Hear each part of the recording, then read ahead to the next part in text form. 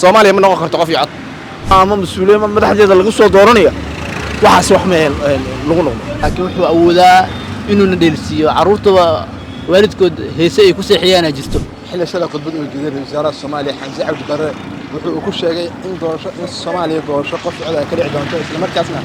loo laabo doono tandada alfisyooni shacabka nool magaalada Muqdisho ee sabab kala gedsan ka hadla hadalka wasaaraha qaarkood ayaa soo dhaweeyay halka qaarkood ay ku sheegeen in Soomaaliya xilligan ay iska dhici karin doorasho qof cod ah sabab jira awood waa kuwana qaar kamid ah aragtooda noo wadaageen والله أردني واربع ربع لجوهي كل أنواع كم ذا دنيا هذا مجال مقدشة ومحلي هذا قاسة دنيا هذا قوة بجاجته وحى رجاروك هلا وحى سي وحى في عم وهرب لين لكن وحى قف قبل قايس وحى في عم وحى سمين كثير يتح صار رجارها ما أوذا وحى وسمينا لكن وحى أوذا إنه ندرسيه عروته والدكود هيسي كوسي حيانا جستو marka waxa arkaa madaxdeena heesay nagu seexinayaan in noo qaadayaan anagu soo jeedno waka wallahi ani aragtidayda ila ma ahan sababtoo sida hadda aan u naalno ama sida dadku ay u sameeyay yihiin madaxdanada markii loo fiiro kuwa isteediyada iyo kuwa federaalka intaba waa ina aslanba yaani horta laga bilaabaa in xataa aliis xataa doorasho qof cod hadii la sameyn karo horta in isku dayi karo in gobolka banaadir xataa doorasho qof cod loo sameyn karo aslanba marka meeshaas meel loo laaban karo ama meel leeyahay ummadda waa loo celinayaa ama meel la ila Soomaali baa dib siyaasadeeda halka ama mas'uuliyiin madaxdeeda lagu soo dooranaya waxaas wax ma lagu noqdo ilaahayna ka rajayn mayno marka aan waxaan rajaynayaa inaan loo laaban laakiin inaan loo laaban waxa ka horeeya in macnayaalo kala badan loo maro waxa ka horeysa in Soomaaliya siyaasadeeda waa iska moogtay waxa jirta saamilay siyaasadda dawlad goboleedyo awood leh baa jira marka waxa weeyaan anigu ra'iisul wasaaraha iyo madaxweynaha waxaan ugu baaqi lahaa anigu la xajala badan ka qabo hogaamintooda iyo ma garanaysaa si wuxuu wadaan wax badan ku taageersan oo ila kamid tahay la dagaalanka argagixisada waxyaabo badan oo ku taageersan haddana waxaan leeyahay waniyo wax sameeysan waxa loo baahan yahay dib u heshiisiin siyaasadeed oo dawlad goboleedyada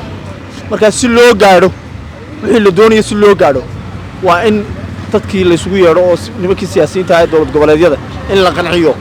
oo ma garanaysaa qanaacad la sameeyo wax lagu qanacsan yahay ama isu soo dhawaasho la sameeyo iyaan yaa boqolkiiba baqlay laakiin meesha qof Soomaaliyeed aan oranayo hal lagu noqdo tandada afisioni oo hal lagu laabto anigu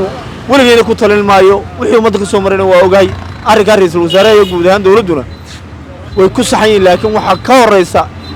war wixii moogtay hadda moogtay wixii la qaban karaa moogtay oo la qabanaya marka waxa muhiim ah in horta la helo in siyaasadii lagu wixii lagu wada qanacsan xageed oo laga qabanaya baash waxa weeye dawlad goboleedyada jira dawlad goboleedyada weyn heshiis leeyahay haddaan heshiis dawlad goboleedyada lagu allahayn meel doorasho laga qaban karo gobolka banaadir kuraas laga qabto konton iyo 7 kursi agoona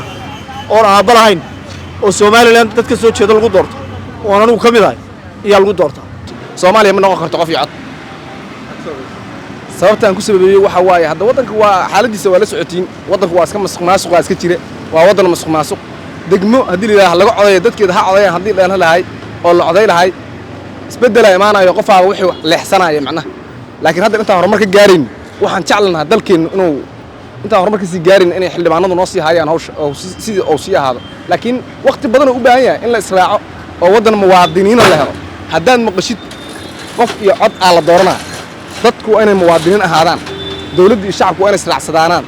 oo muwaadinimada dhabta oo ay ka jirto dalka muwaadinimada dhama ma ka jirta anigu hadartaan fikirkayga hadaan ka fiira anigu gaadiidley ana nin mootaala ana way jeedin xaaladda magaalada sayta waa aragteen